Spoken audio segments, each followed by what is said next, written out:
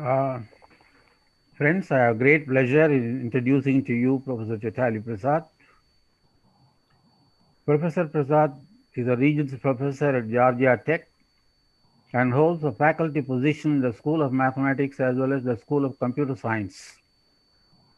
Dr. Prasad joined Georgia Tech in 1994 after a two-year postdoctoral period with AT&T Bell Labs in Murray Hill. He got his PhD in 1991 from the Courant Institute of Mathematical Sciences. After earning his MS from the School of Automation at the Indian Institute of Science, Bengaluru. His research interests lie in probability, discrete math, algorithms, and optimization, and he has published more than 110 research articles and a monograph in mathematical aspects of Markov chain mixing times. He is recognized as a SIAM Fellow and an AMS Fellow. Dr. TETALI was the editor-in-chief of the SIAM Journal of Discrete Mathematics during 2009-2011 and currently an editor-in-chief of the Indian Journal of Discrete Mathematics. He is a former director of Georgia Tech's Algorithms and Randomness Center think tank, ARC, and is the current director of Georgia Tech's renowned interdisciplinary PhD program in algorithms, combinatorics, and optimization. He served as the interim chair at the School of Mathematics at Georgia Tech during the calendar year 2015 to 2016. Starting July 2021, he will be moving over to the Georgia Mellon University in Pittsburgh to serve as the head of the Mathematical Sciences Department. I have very great pleasure in welcoming Professor TETALI PRASAD and request him to give his plenary talk. Thank you. Thank you very much. I hope you can hear me okay. Thanks for the very kind introduction. And yes, I've been at Georgia Tech for 26 years, and in July next year, I'll be moving to Carnegie Mellon to be the head of the math department there. So it gives me great pleasure, and it's a real honor to speak in this prestigious conference. And it's very nice to see several people that I learned mathematics from, including Professor Vital Rao. And it's been really nice working with Dr. RB with the Indian Journal of Discrete Math that we've recently started editing. Okay, so let me go ahead with the talk. I will try to keep it not too technical, but unfortunately, the topic is such that some of the concepts are going to require some terminology. So I hope I won't put you off with the notation and some of the jargon. So I was trying to find a topic that I could speak about, given that computational number theory or number theory more broadly became the road not taken for me. I did start in computational number theory when I was doing my master's at the Indian Institute of Science back in 1984 to 86. And I moved away from that. But I found this topic that relates eigenvalues to isoperimetric constants in the name of Cheeger inequalities and so on, and expander graphs, is perhaps something that's at least somewhat appropriate for this occasion, given that the concept of Ramanujan graphs arose from researchers looking at expansion in graphs, spectral and otherwise. So I haven't particularly worked on Ramanujan graphs, but the quantities I'll talk about are related. So let me go ahead with the presentation. And to acknowledge my collaborators, some of the papers that I will be touching upon are as follows. Boaz Klartag and Gadi Kozma from Israel, and my former student, Peter Raleigh. And Brian Benson was also an undergraduate student with me, and others. So so in order to save time, let me quickly go over what these papers are about. So the first one is with the notion of discrete curvature that is inspired by some work in manifolds that I'll talk about, and then an extension of that. So the first one has to do with the usual second eigenvalue, or the first non-trivial eigenvalue of the Laplacian of a graph that is inspired by Cheeger inequalities. And then the second one is extension of that to higher eigenvalues. And the third paper, which was with Anand Lewis, who was a student here, and he's now a faculty at Indian Institute of Science, Bangalore, and collaborators Prasad, Raghavendra, and Santosh Venkpala, is about extending these so-called Cheeger inequalities to higher eigenvalues, and also defining higher isoperimetric constants and exploring the connections between them. And more recently, we looked at the computational complexity of some of these quantities, and that's the fourth paper. And finally, very recently, we looked at the smallest eigenvalue of the adjacency matrix. As people know, and I will remind in a minute or two, the smallest eigenvalue characterizes whether a graph is bipartite or not. And so we looked at how close a graph is to being bipartite, and in particular, in the so-called CAYLEY graphs arising from groups and abelian or otherwise. Okay, so let me start with reminding people of the so-called Cheeger inequality and the Cheeger constant.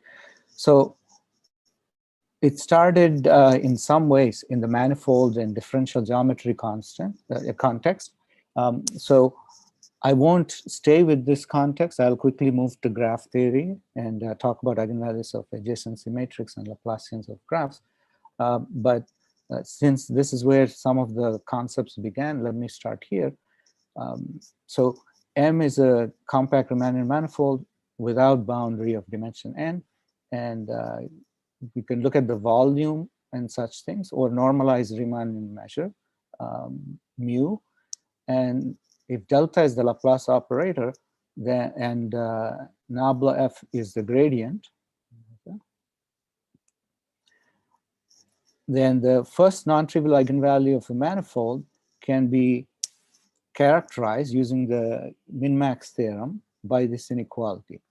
Okay, so here, this condition that if you like mean with respect to mu, mean of f0, correspond mods out the trivial eigenvalue, which is the constant, which has mu as the eigenfunction.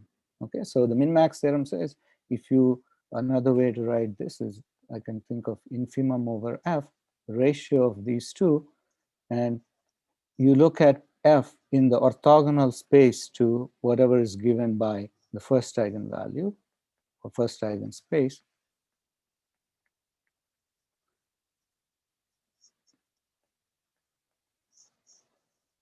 And this is the denominator. Okay, so that's the reason for why you can talk about the non-trivial eigenvalue using this inequality. So if lambda is that, then in 1970, Jeff Cheeger identified this constant. People usually use h of m, as you minimize over all open sets of normalized measure at most 1/2. This ratio, now the ratio in the denominator has the corresponding volume or normalized measure of the set. The numerator is the n-1 dimensional. So as most people know, if this is your body, you're trying to see where might you cut, and you want to measure how good or how poor the cut is by looking at the surface area, or this A of boundary of A. So this is the boundary of A would be this, but it's only fair to compare it with respect to how much you chopped off. So if you have a small piece like this and a big one, then it may not cost you so much because what you're chopping is small. Okay, so that's the idea behind this. And the so-called Cheeger inequality says you can relate the algebraic or functional constant lambda that I talked about before in terms of this isoperimetric constant h in this precise fashion. Okay, so the Cheeger inequality says lambda is at least h squared over 4. Now, while it's at least quadratic, it's at most 2 times h, and that is easy to, so let me flash the definition again. So again, I apologize to the experts here, as I might be boring as to why I say here it's easy to see that lambda is at most 2h by restricting to indicator function. So we have a minimization here.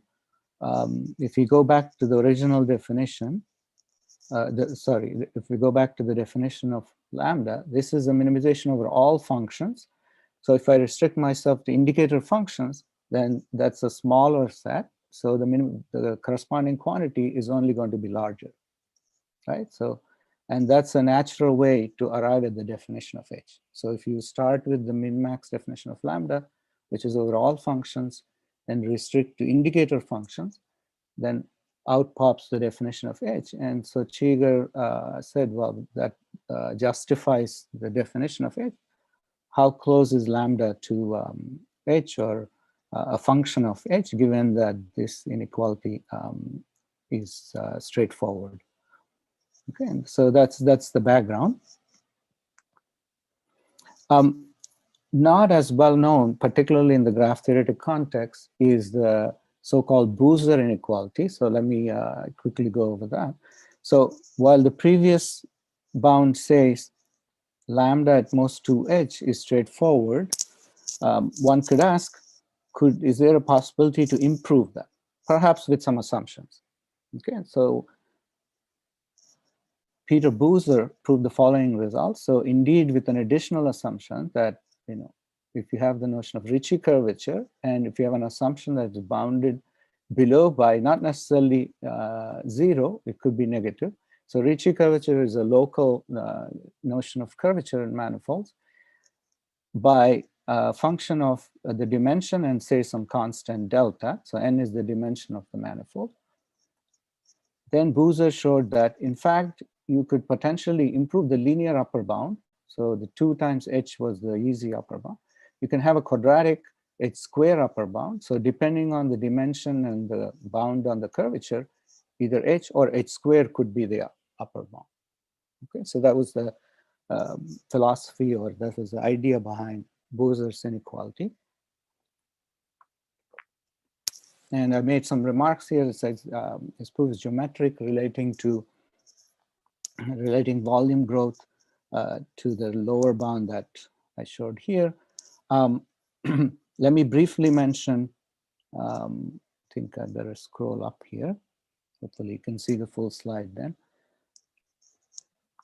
A particularly nice paper by Michel Ledoux in 1994 with the title of A Simple Proof of Boozer's Inequality takes a different direction, a more functional analytic direction, and introduces the so-called heat semigroup.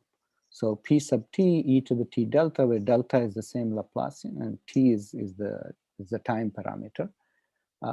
Then lambda, the first non-trivial eigenvalue, can be equivalently characterized using the L2 norm. So P2F is a contracting operator, the heat semigroup. And so you want to show, after you apply PT to F, how much it contracts. And the rate of contraction is governed by the same lambda. So this alternative characterization was useful in Ledoux's proof. And Brian Benson, in his PhD thesis, further extended these to higher eigenvalues. Okay, so now I finally arrive at graphs. So the previous stuff was to motivate why people or some in the community started looking at these Cheeger-type inequalities. So now I have a graph, and so the Cheeger constant in the context of graphs has been defined by various people in somewhat related ways. So here I'm using the notation that For me, the notion of the boundary of a set corresponds to the edge boundary. Okay, so if I have A, which is a subset of vertices of measure or size at most half the total set, then the boundary of A corresponds to number of edges with one endpoint in A and the other point outside. So just as before, but now we have a graph, and if we have a vertex here, and this is the cut, we're looking at how many edges cross, okay, for each inside A, how many go outside to A complement. And lambda is, so I will clarify during my talk, lambda, there's going to be several lambdas. For now, it's the spectral gap of G. And by that, I mean, if you have the diagonal matrix of degrees minus the usual adjacency, so a 0, 1 matrix denoting whether there's an edge between a pair of vertices or not, then since the row sums of A add up to the degrees, the smallest eigenvalue of this is going to be 0. So we're talking about the first non-trivial eigenvalue. So the corresponding Cheeger inequality in graphs then becomes, as before, lambda is at most 2 times h, or some constant times h based on your definition. This again comes easily by looking at the min-max characterization of lambda and restricted to 0, 1 functions. And the corresponding Cheeger inequality, depending on our notation, might have a bound on the degree or not. Okay, so the way I define things here, lambda is at least its square over maximum degree of G. This is one bound. Excuse me. Whereas people have obtained, I put some names here: Alon Millman and Lawler Sokal and Jerome Sinclair, but surely there are several others, and I apologize for not listing the full history here. So in some natural questions as a result, given what we've seen in terms of Cheeger and Boozer in the context of manifolds, is when is the Cheeger inequality tight? If you have a quadratic lower bound and the linear upper bound, could we classify which graphs satisfy the linear upper bound versus which graphs satisfy the quadratic lower bound? Right? So that's quite an ambition question. It could be, as you might suspect, and the short answer is we still don't have a full characterization of that. We have several classes of examples that show the upper bound is tight, and we also have examples that show the lower bound is tight. I will give, so one of the main points I want to make here is that we have a nice class of graphs for which we can show the lower bound is tight up to a factor depending on the degree. Okay, that's one takeaway I would like to give from my talk. The second question is, I mentioned Ricci curvature without defining in the context of manifold. So that prompted people to ask, is there a notion of local curvature, or is there a notion of curvature in graphs, and, whether it's Ricci or not? I'll say briefly something about that. There is a notion, there are several notions as it turns out, and one of the notions leads to actually tackling the first question. I put it as 2.5. And this related question is, what about Boozer's inequality? Right? Part of the motivation in asking for, is there a Ricci curvature, is because of the implications. So could we come up with something like Boozer's inequality? And then there are other questions. What about higher eigenvalues of the Laplacian? As I indicated, Brian Benson proved in the manifold case. And so how about in the context of graphs and so on?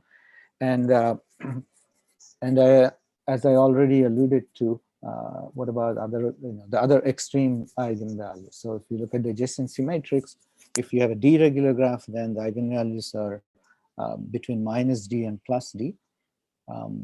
And plus D is sort of the boring eigenvalue. And Ramanujan graphs have to do with the fact that the second largest is 2 square root D minus 1. And so how about the other extreme, minus D? So it's known that minus D is an eigenvalue if and only if the graph is deregular, but also bipartite. So if it's not bipartite, can you say something about how close to bipartite, or some statement about how far from minus D this the smallest eigenvalue is and relate it to some sort of isoperimetric information. Okay, so that's what I hope to get to. So the first, as I already mentioned, is one can come up with a certain notion of curvature purely from a functional analytic point and give at least a partial answer to when Cheeger is tight. Okay, so again, let me remind you, H here is my edge boundary divided by the size of the set, and lambda is the spectral gap. In this normalization, I mean the smallest non-trivial eigenvalue of D minus A. Okay, and this is again a repeat of the previous bounds I showed. So with Costa, Cosma, and my student Peter Raleigh, we obtained the following result. So let me show all three items.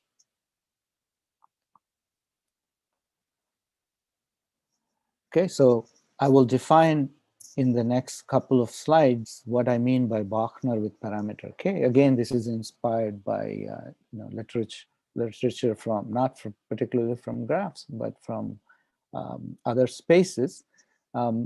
But what I want to point out is whatever this notion of Bachner with parameter K is, it turns out it's one analog for curvature.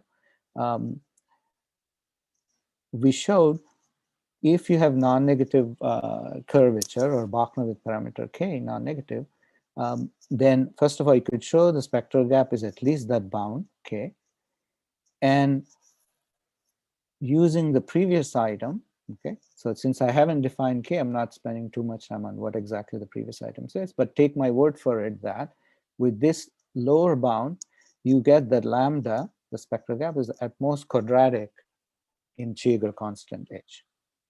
Okay, and then you say, well, this is, why isn't it a, what if this is a vacuous theorem? How do I know there are graphs that satisfy this? So item 3 says a billion Cayley graphs satisfy this property.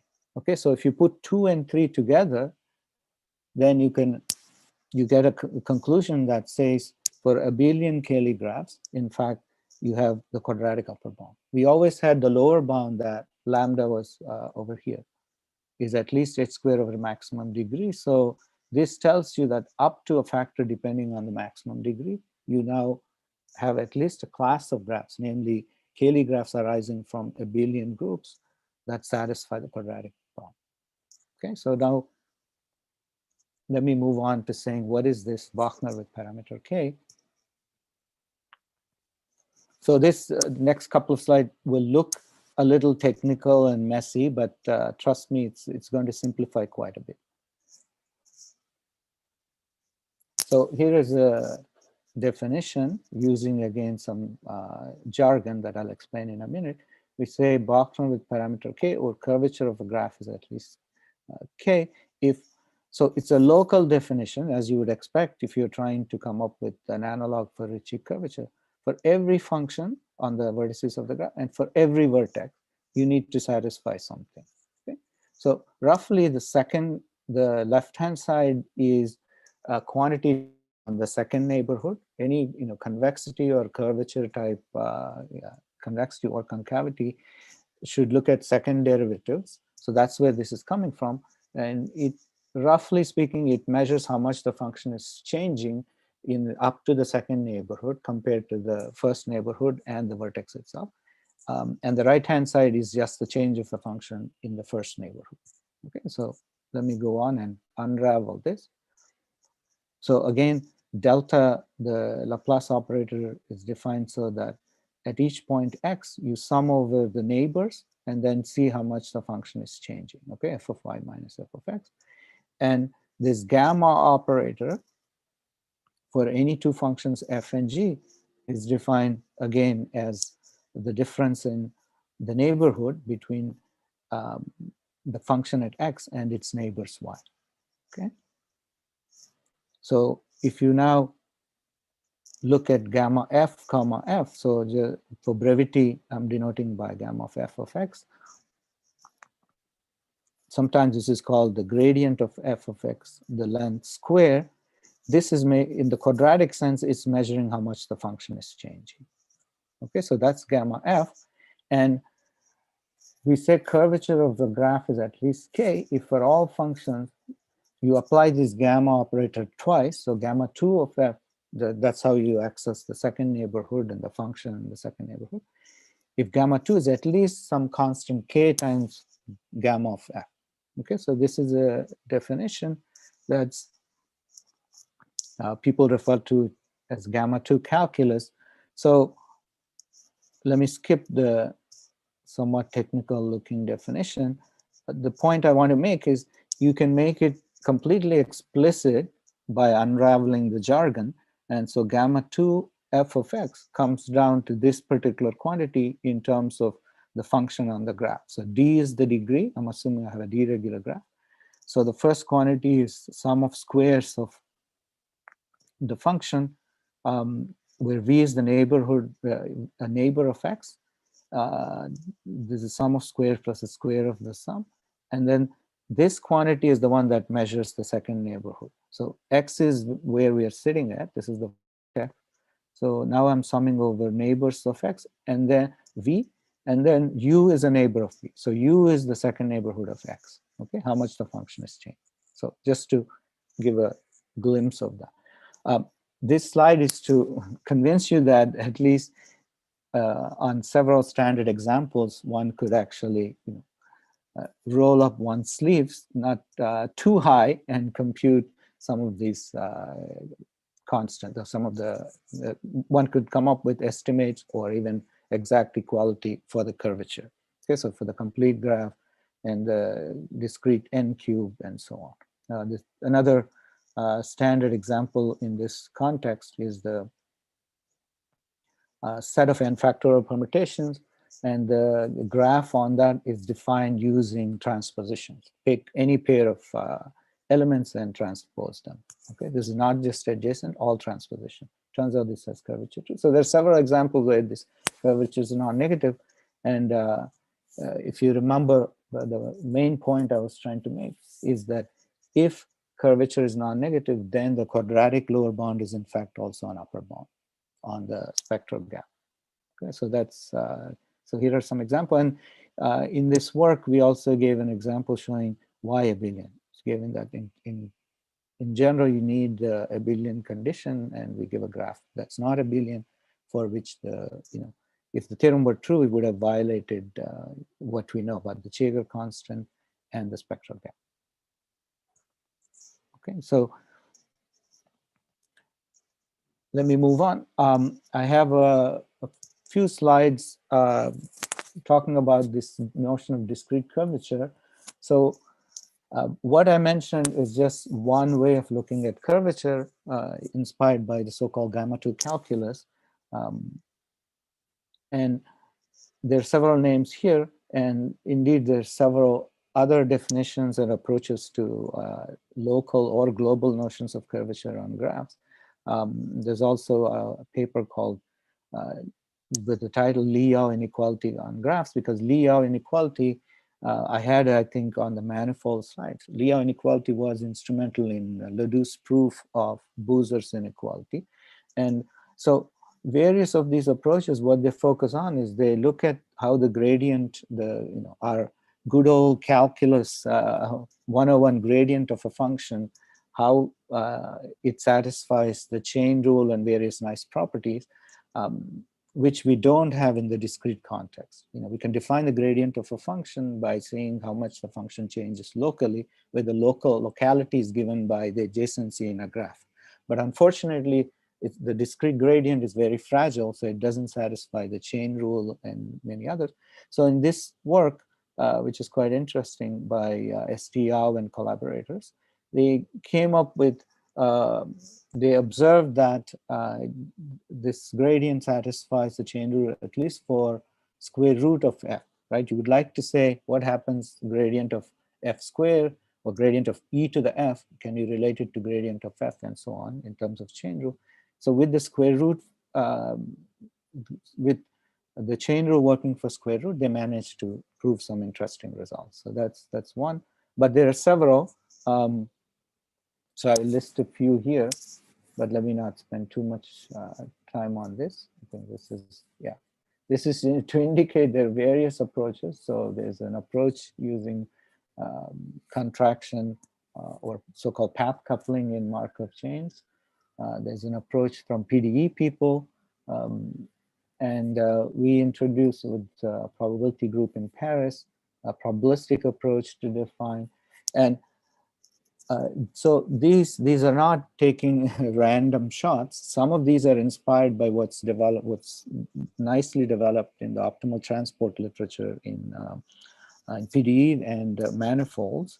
And so the nice thing about the smooth setting is that several of these are understood well enough that you can show different notions of curvature are either equivalent or one is stronger than the other and so on.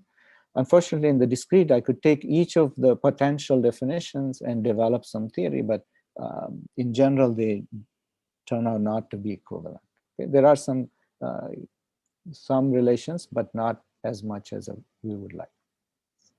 Okay, this is just to indicate that this is in the last 10 years, there's quite a bit of activity in developing notions of discrete curvature inspired by potential interesting applications. So a point I want to is what I like about the tightness of Cheeger for abelian Cayley graphs result is that whether you care for curvature or not, in the end, you get a result that's curvature free.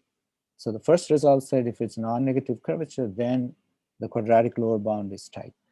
But the second result showed here are the class of graphs for which the curvature is non-negative. So if you put the two together, then you get something that's curvature free in a sense. But curvature can be used as a tool in getting there. Okay, I want to now move on to talking about the smallest eigenvalue. So I apologize. So as I warned you already, everything is going to be called lambda. Now I want to look at the adjacency matrix. I should have given this A something else. This is 1 over D times the usual adjacency. So I normalize the adjacency matrix so that the eigenvalues, rather than being between D and minus T, are between 1 and minus 1. Okay, so again, so I put a note here to remind us that usually they're between these two, and then 2 square root D minus 1. Several people talked about it in this conference, signifying the graph is Ramanujan.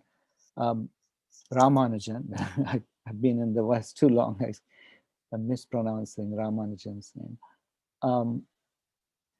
So now I want to talk a little bit about lambda n and proximity to minus 1.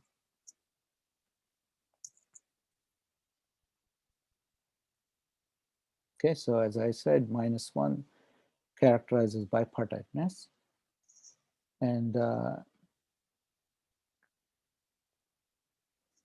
so a brief notation. So I had this already before. This is the edge boundary of a set, namely the set of edges with precisely one endpoint in S and the other endpoint outside.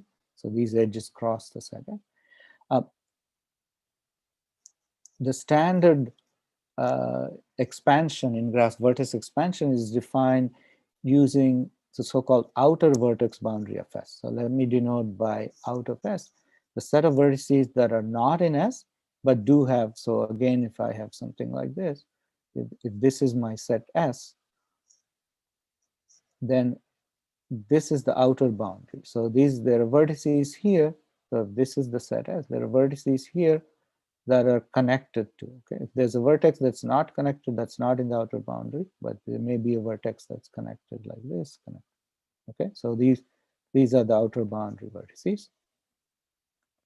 Just as we had the edge Cheeger isoperimetric constant, this is the vertex one, and usually called the expansion or vertex expansion when you minimize over all subsets of size at most half of the total.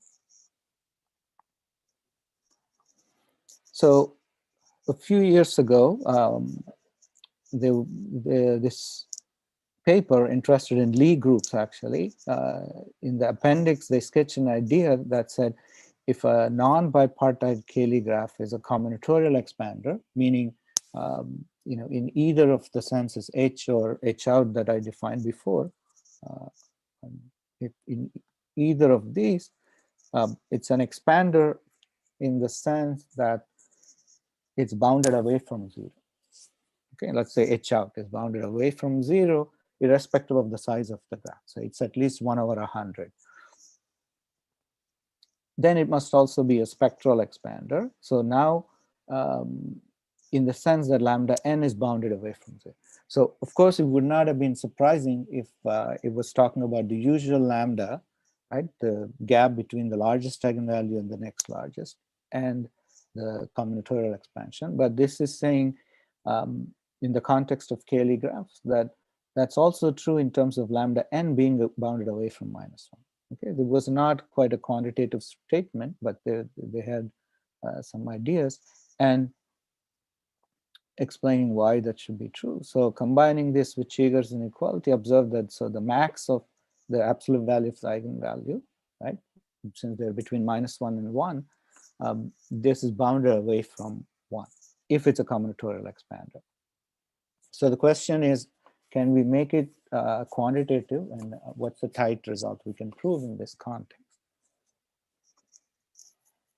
So I didn't know about the first paper, but I happened to find this paper of Biswas and Saha, which is from earlier this year, quite a nice result that says 1 plus lambda n. I like to write it this way because lambda n, if the graph is bipartite, would be -1. And so 1 plus lambda n is going to be 0. So if you measure how close it is to -1 by looking at 1 plus lambda n, you can ask, how far away from 0 is it, and can you make it quantitative in terms of relating to some expansion? And they proved that it's this h out to the power 4 by some constant times d to the 8, where d is the degree. Okay? D is the d-regular graph. And with an undergraduate student here, Nina Moorman, and my former student, Peter Raleigh, we were quite interested in that. And somehow, since h squared was the Cheeger-type inequality, we tried to take a look at that, and we were happy to improve it and get the correct dependence on h and h out.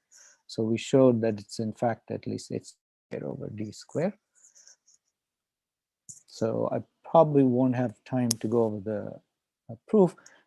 Here are a couple of remarks to say that there are examples that show this is tight in general.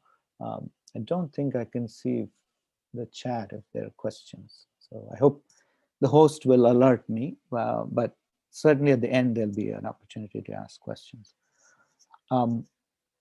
So the dependence, the quadratic dependence, we can show is tight. The dependence on D, we don't quite believe is tight, but some dependence on D is required. So whether it's D squared or D, I'm not sure.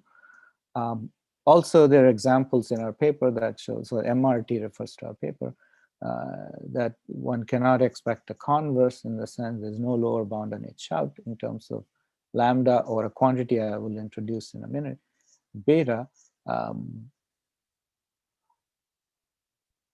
without further assumptions, okay, even if you assume it's non-bipartite. All right, so let me quickly indicate how one arrives at such an inequality.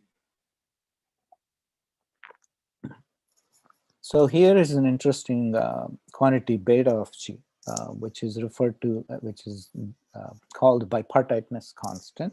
So what is it?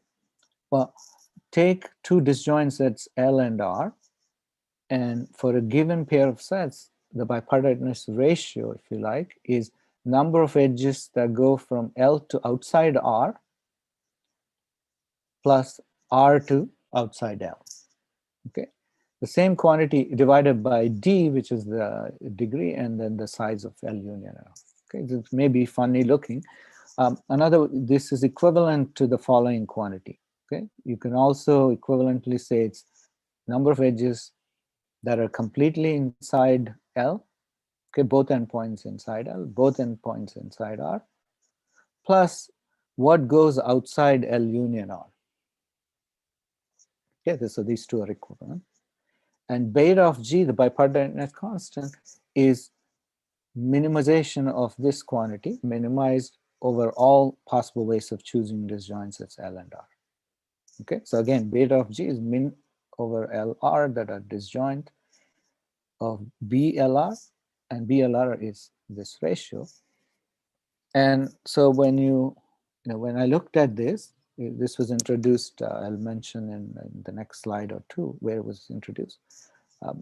I wondered where this came from, but once you see an inequality that relates this to eigenvalues, it's natural to suspect that this is again, like the easy side of Cheeger, some instantiation taking a min-max characterization of the appropriate eigenvalue and restricting to 0, 1 function, right? And it turns out it's more or less true.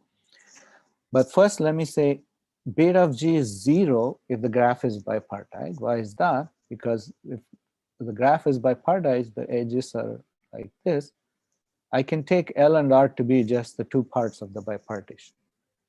Okay, for that choice, number of edges inside L is 0, number of edges inside R is 0, and there's nothing outside L union R. So this is also 0, all three. Okay, since it's a minimization over LR and we got 0, in general this is non-negative, so that shows it's 0. Okay, so this is a pretty good candidate perhaps to measure the bipartiteness of a graph. Okay, indeed.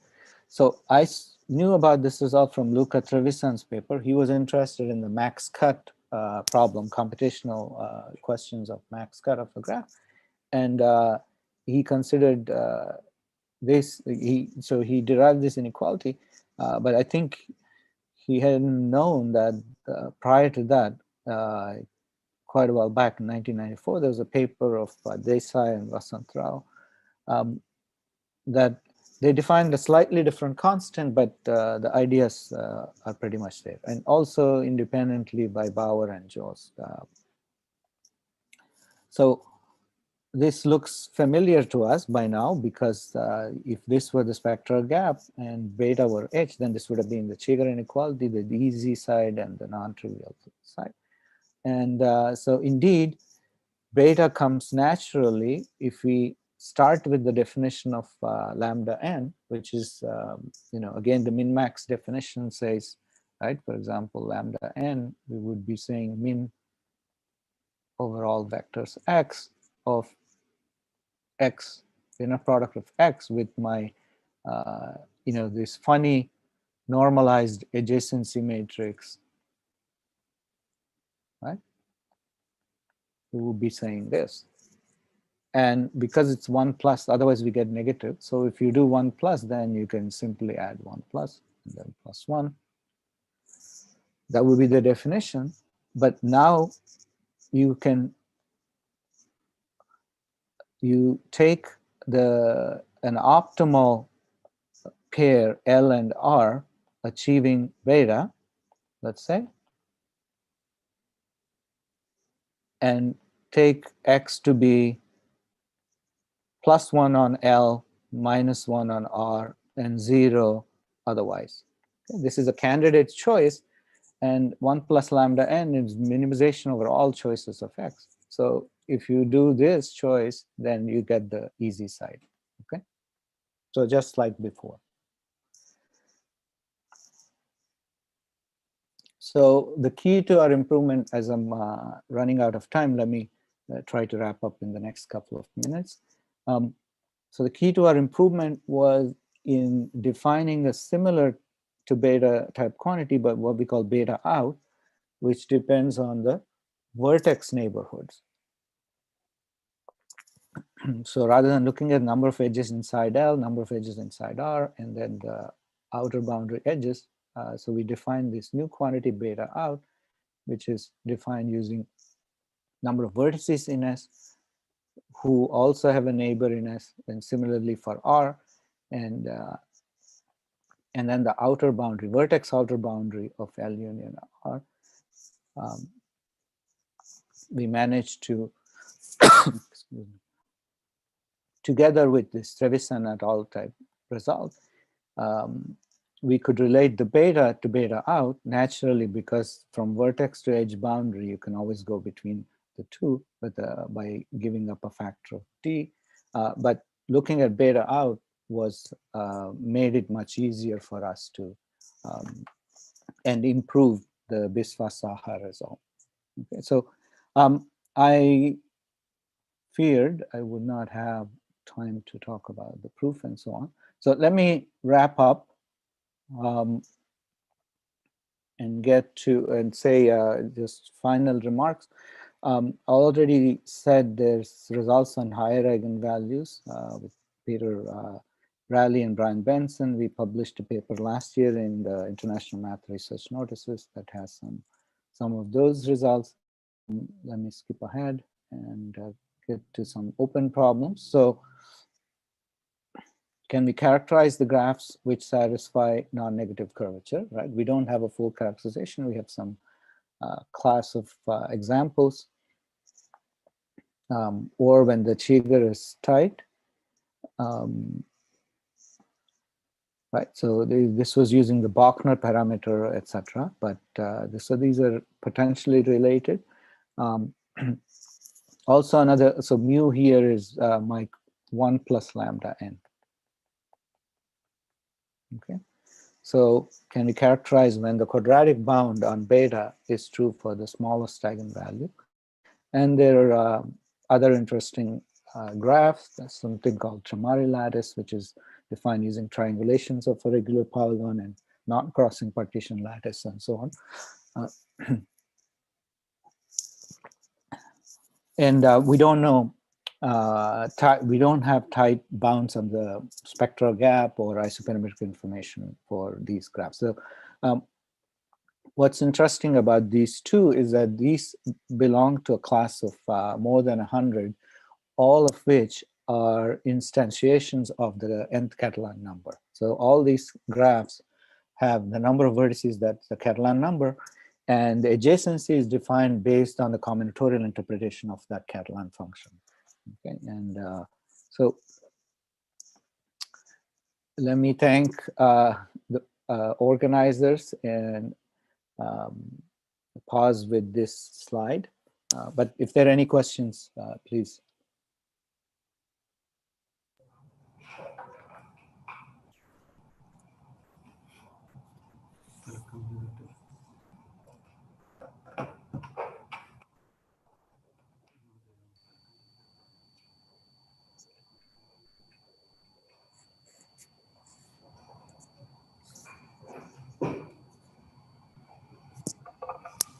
Are there any questions, please, from the audience? Yeah, I have a question. Yeah. You said Q plus 2 regular polygon and related with the nth Catalan number. Yeah. Will you elaborate on that? Oh, yes. So, excuse me. Right, so this is, you can take a regular polygon of any number of sides. The reason for this pesky notation is so that I get, so here, let me show. So if I have, drawn a funny way. So n plus 2 here is 5.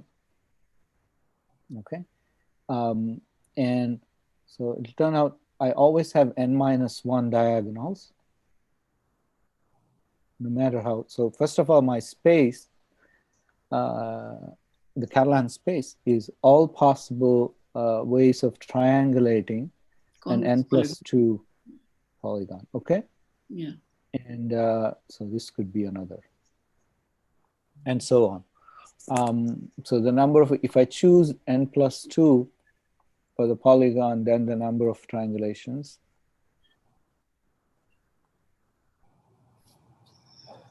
will be the nth Catalan number, which, as many people know, is this. That's the only reason. You could take a polygon of n side. No, and the graph is... Yeah, I'm asking this question because this Catalan number is related with the number of non-isomorphic quasi-affine symmetric designs. So is there any connection to that? Can you say that again? Non-affine? Non-isomorphic, number of non-isomorphic quasi-affine symmetric designs is at least as large as the nth Catalan number. So is there any relation to that? Is it only at least or exactly the same? At least as large. I'm not sure. So, but a place to look for is Richard Stanley's book. So about 5 years ago, he published a small book. For many years, he maintained a list on his website of all the realizations here that people knew about the Catalan number. And I think there were at least 114 realizations. So if it's related, I'm pretty sure you will find in that book. Yeah, but the graphs I'm talking about here, I'll take any of those realizations of the Catalan number. Here, we would have 5 for this example of a pentagon. And so these are the vertices of my graph. And the edges are based on whether I can go from one diagram to another. So for example, if I have this is a triangulation. So pick any of the diagonals. So this one, for example, then I can flip it. So I get this, okay? So I go to that from having this. So that flipping of a diagonal gives you adjacency. And so one question is, if you have this graph on this humongous, you have the meta graph, right? The vertices are triangulations. The edges are given by diagonal flips. You always have n-1 diagonal, so n-1 potential flip. So this is an n-1 regular graph, if you like. What is the spectral gap of that? There's a famous conjecture that says the spectral gap, if you normalize by the random walk, whatever, is n to minus 3/2. So for the graph version, we would have to multiply that by n-1, which is the degree. Okay, this is the spectral gap. It's known that it's at most this. This is the conjecture of David Aldous. Thank you. Sure. What's your name? I'm sorry, I missed that. Yeah, I'm Sanjeevani Garge. Ah, okay. Yeah, so I see the name at the bottom. Thanks for the question.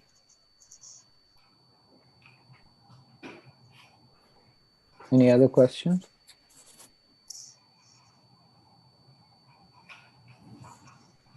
So this non-crossing partition lattice similarly is another Catalan structure.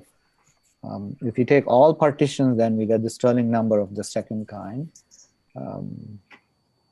Sorry, then you get the Bell number, but these are the subspace of partitions that don't cross. Okay?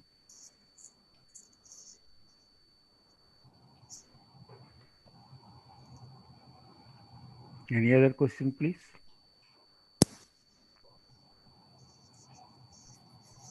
Well, if there are no further questions, let me thank Professor TETALI PRASAD for his wonderful talk touching upon several areas of mathematics. Thank you. Thank you. Thanks for giving me the opportunity. Is it okay if I move on to the concluding aspect of the conference, say a few words? A few words and then we can. Okay, so I'll try to hurry up. So first of all, I was asked to remind all the speakers about this opportunity to contribute to the proceedings of this wonderful conference. So there's a submission window, so please wait until January 1st before sending to this address here. Okay, so the conference name, ICNTDM2020@gmail.com. And there's a deadline of January 20th. And there's a set of guest editors. It's going to be published as a special issue of the Journal of Ramanujan Math Society. So please write to Professor Amrit Vijaykumar or any of us if you would like to do that. But if you send it to this email address, it's best so it won't get lost. Let me also do a plug-in for the journal I mentioned at the start of the talk. Professor R. Balakrishnan and several people in the Indian discrete math community have spent decades nurturing, developing interest and training students in discrete math. And I am trying to do my small part. I joined the team a few years ago. And so if you have exciting research to share, please consider sending to this journal. You could send it to Professor RB or me by email, or you could go to the website and do that. This is a nice diagram that Jayakumar Radhakrishnan put together for the poster. It's available online, and there's some nice history to quite a bit ancient Indian mathematics and so on. That's pretty much what I wanted to say. But again, this is the one for sending to the conference-related submissions. Once again, thanks to everybody that I learned from going back to the Indian Institute of Science days, Professor Vittal Rao, Veni Madhavan, and many others. Also, as people call Balu, I was at the I was at Math Science while I was a student in Bangalore. I remember meeting also Professor Aladi Krishnaswamy, and all these people have been very inspiring in my educational period before I left India back in 1987. So I'm hugely thankful to all these people, and it's a real pleasure and honor to speak in this conference. I won't take any more of time, and I will stop sharing my screen as well. Thank you, thank you. Thank you, Professor TETALI Prasad and Professor R. Balakrishnan.